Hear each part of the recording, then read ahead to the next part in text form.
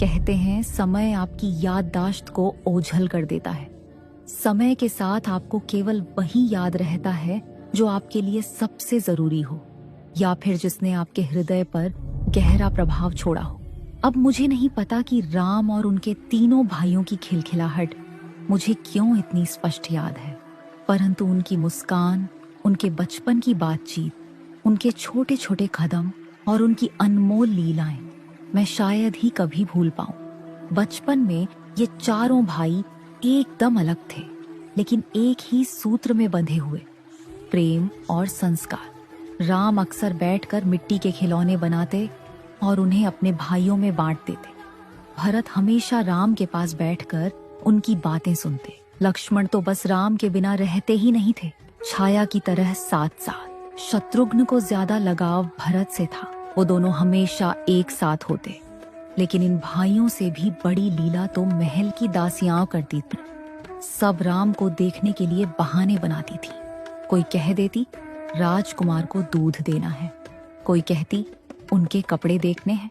लेकिन सत्य तो ये था कि सब उन्हें छूने, उन्हें खिलाने, उन्हें अपनी गोद में लेने के लिए बेताब रहती थी। और सिर्फ राम ही नहीं, लक्ष्मण, भरत और शत्रुघ्न, चारों भाई अपनी सुंदरता और चंचलता से अयोध्या के हर निवासी का मन मोह लेते थे। सबसे ज्यादा शैतानी लक्ष्मण करते थे, भरत थोड़ा शांत रहते और शत्रुघ्न तो हमेशा अपने भाइयों के आदेश का बिना कोई प्रश्न किए पालन करते थे। लेकिन फिर भी सबसे अलग थे राम।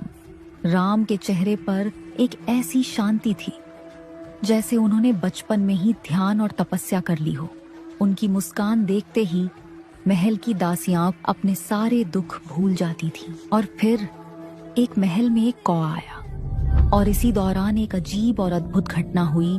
उस समय एक कौवा राजा थे जिनका नाम था काक भुशुंडी। वो बहुत ज्ञानी थे और उन्हें अलग अलग लोगों और जगहों से पता चला कि दशरथ के घर में विष्णु के अवतार का जन्म हुआ है। और वो इस सोच में पड़ गए कि क्या सच में राजा दशरथ के घर जिस शिशु का जन्म हुआ है वो भगवान विष्णु का अवतार है। ये जानने के लिए काक भुशुंडी ने खुद राजा दशरथ के महल जाने का फैसला किया। वो चुपके से दशरथ के महल में घुसे। वहां उन्होंने देखा एक छोटा सा बच्चा जो अपनी माँ की गोद में लेटे हुए जोर जोर से रो रहा था। राम रो रहे थे, बिल्कुल एक सामान्य शिशु की तरह। काक भुशुंडी राम को देखकर सोच में पड़ गए। अरे ये कैसे भगवान हो सकते हैं जो अपना दूध तक नहीं मांग पाते, जो बिल्कुल इंसानों की तरह रोते हैं। ये तो एक आम बच्चा ही है। उन्होंने राम को और परखने के लिए खेल खेला। उन्होंने राम के हाथ में एक छोटी रोटी रखी और फिर तुरंत वो रोटी उनके हाथ से छीन ली। राम और तेज रो दे, बिल्कुल एक मामूली बच्चे की तरह। काक भुशुंडी के मन में और भी निराशा आई। वो सोचने लगे, राम अगर भगवान होते तो रोटी खुद ले लेते, पर ये तो बिल्कुल ही असहाय हैं।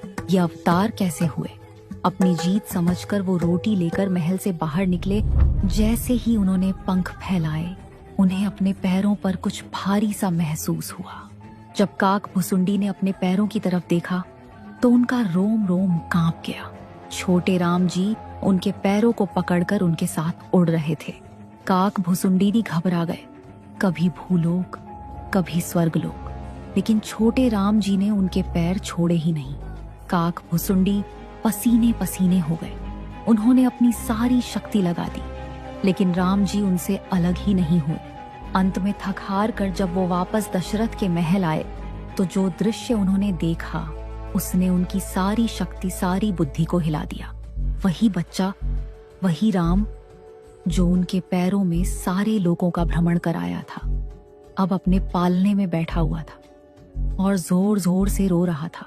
उस पल काक भुसुंडी को समझ आया, ये कोई सामान्य बच्चा नहीं हो सकता, ये तो स्वयं नारायण है। उनका घमंड टूट गया।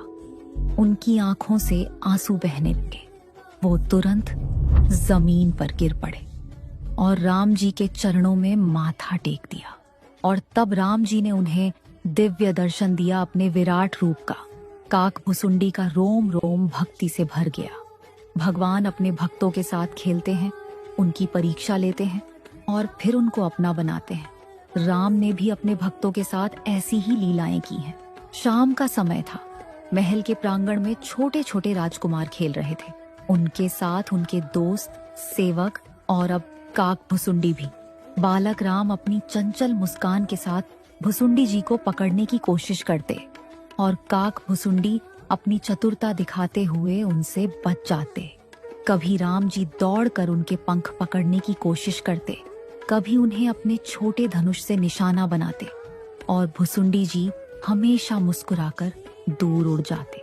लंबे समय तक खेलते हुए काक भुसुंडी थक गए। उनके पंख भारी हो गए। अंत में वो राम जी के पास आकर शांत होकर बैठ गए। और फिर हुआ कुछ ऐसा जो सबके लिए अलौकिक था। राम ने मुस्कुराते काक भुसुंडी को उठाया और प्यार से अपने मुख में डाल लिया। और जब काक भुसुंडी, जो राम के मुख के अंदर गए, ने अपनी आंखें खोलकर देखी तो वो हैरान रह गए। उन्होंने देखा चंद्र और सूर्य अपने अपने पथ पर घूम रहे हैं, तारे टिमटिमा रहे हैं और बीच में एक ही रूप, नारायण का, विष्णु का, राम का। ये तो पूरा ब्रह्मांड है। मैं राम के अंदर हूँ तो पूरी सृष्टि उनके अंदर ही बसती है। और फिर राम ने मुस्कुराते हुए उन्हें अपने मुख से बाहर निकाल दिया, जैसे कुछ हुआ ही न हो। श्री राम के सुंदर रूप की चर्चा धरती से लेकर कैलाश पर्वत तक पहुंच गई थी। हर दिन उनकी बाल लीलाओं की कथाएं देवलोक में गूंज रही थीं। भगवान शंकर, जो अपने आराध्य श्री राम के दर्शन के लिए हमेशा तरस जाते थे, अपने आप को रोक न पाए। उन्होंने पार्वती जी से कहा, देवी, जिस राम के नाम को मैं दिन रात जपता हूँ, वही राम अब अयोध्या में बालक रूप में खेल रहे हैं। मैं भी उनके दर्शन करूंगा। यह सोचकर भोलेनाथ ने एक वानर का रूप धारण किया और धरती लोक पर उतर आए। और अचानक से अयोध्या की गलियों में एक मदारी और उसका बंदर लोगों को करतब दिखाने लगे। किंतु यह सामान्य खेल न था। मदारी और बंदर दोनों ही रूप भगवान शंकर के ही थे। राजमहल के द्वार पर जब डमरू बजा तो लोगों की भीड़ इकट्ठी हो गई। श्री राम अपने भाइयों के साथ वहां आ गए। बंदर ने दोनों हाथ जोड़कर राम को प्रणाम किया। उनकी मुस्कान देखकर राम खिलखिलाकर हंस पड़े। भोलेनाथ का हृदय आनंद से भर गया। एक रूप में वे मदारी थे जो बंदर को नचा रहे थे और दूसरे रूप में वही बंदर था जो राम के सामने नाच रहा था। समस्त जगत को नचाने वाले श्री राम अपने ही सेवक के नृत्य को देख प्रसन्न होकर ताली बजाने लगे। फिर अचानक राम मस्ती में बोले, मुझे ये बंदर चाहिए। मदारी तो इसी पल के लिए आया था।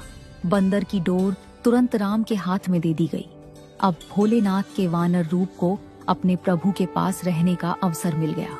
सच में सच्चा प्रेम वही है जो सेवक को अपने स्वामी के चरणों तक ले आए। यह वो अनोखा क्षण था जो रामायण के इतिहास में सदा के लिए अमर हो गया, जहां महादेव अपने स्वामी के लिए सेवक बने और सेवक के रूप में उन्हें हमेशा के लिए अपने पास पा लिया। तो ये थी श्री राम की एक और बाल लीला। अगले एपिसोड में देखिए सीता का जन्म।